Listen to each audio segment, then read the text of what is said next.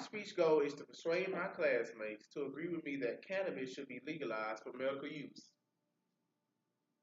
In my speech, I will talk to you about the comparative usage of cannabis, the advantage of legalizing cannabis for medical use, and how you could possibly go about having cannabis legalized. How many of you believe that cannabis should be legalized for medical use? As you can see, here's a picture of pros and cons of medical marijuana. Now, how many of you believe that cannabis should be legalized for recreational use? Just to smoke it. Me, maybe. Now, which picture seems more has more purpose? This picture or that picture?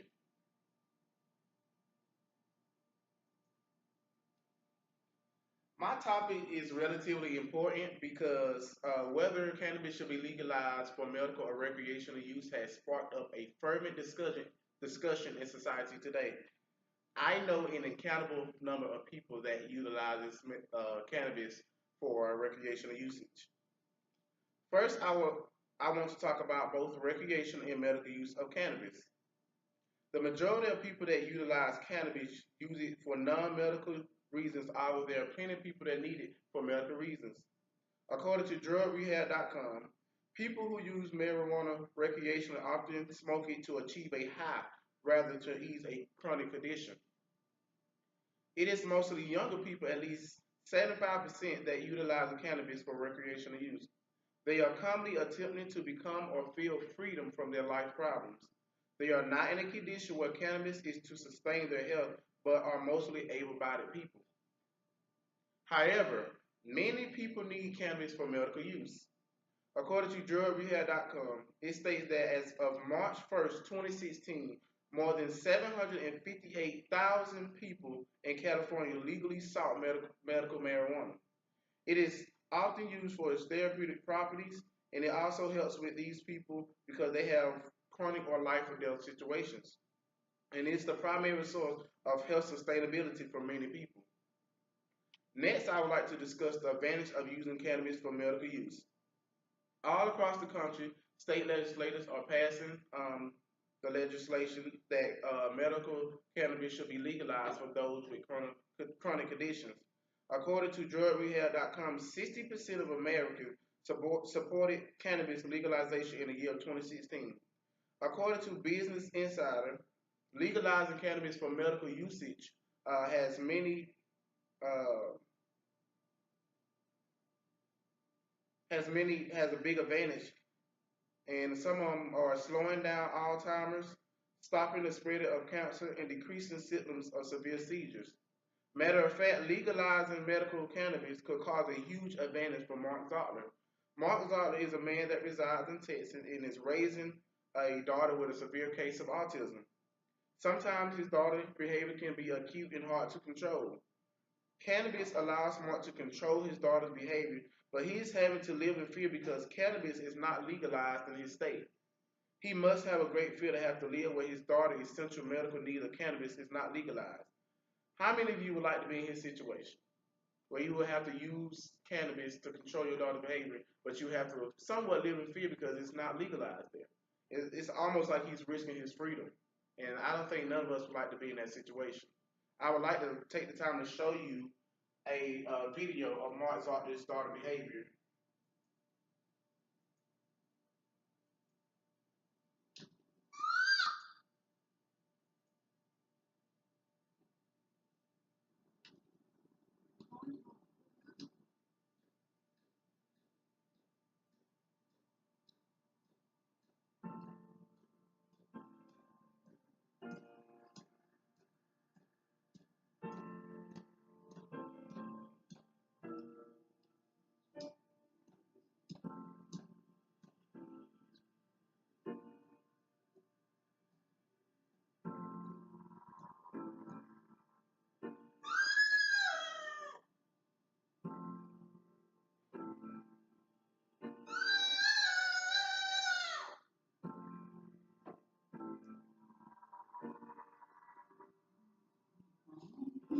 Yeah, sit up. Let me up. Okay.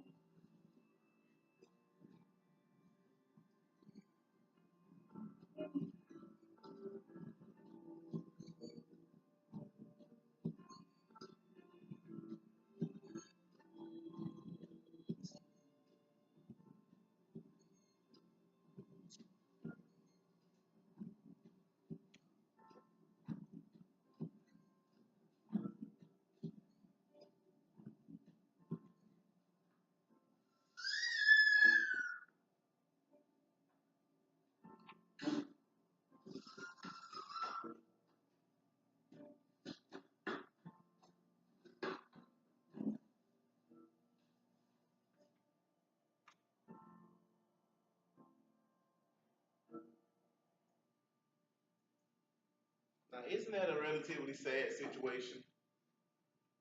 None of us would want to have a daughter that behaved like that and could only control her behavior by utilizing a illegal substance.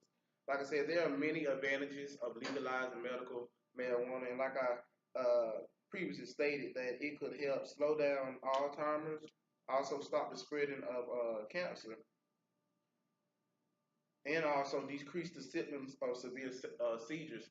And those are big advantages of legalizing medical cannabis. And I'm pretty sure Mark Zartler would probably have the biggest advantage of having legalized cannabis in the state of Texas. Um, and finally, I would like to discuss a set of steps that could possibly convince legislators of any state to see why cannabis should be legalized for medical use.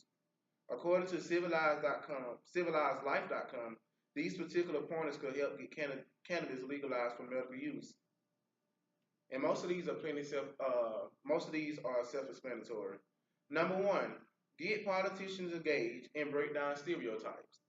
Number two, take baby steps on the way to legislation. Don't try to rush your way up. Take as much time as you need. Number three, engage potential opponents in a respectful conversation. Those who oppose your points, engage into a respectful conversation rather than, badgering them to believe in what you believe.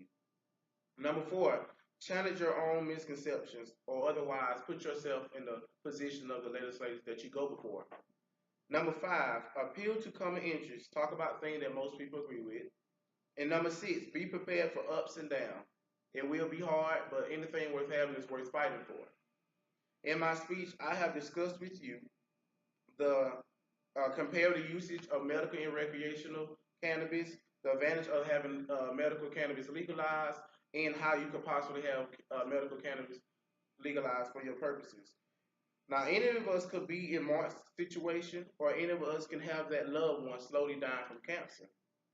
But because most people believe that cannabis should be legalized for recreational use, ask yourself again, do you think cannabis should be legalized for medical use? Thank you.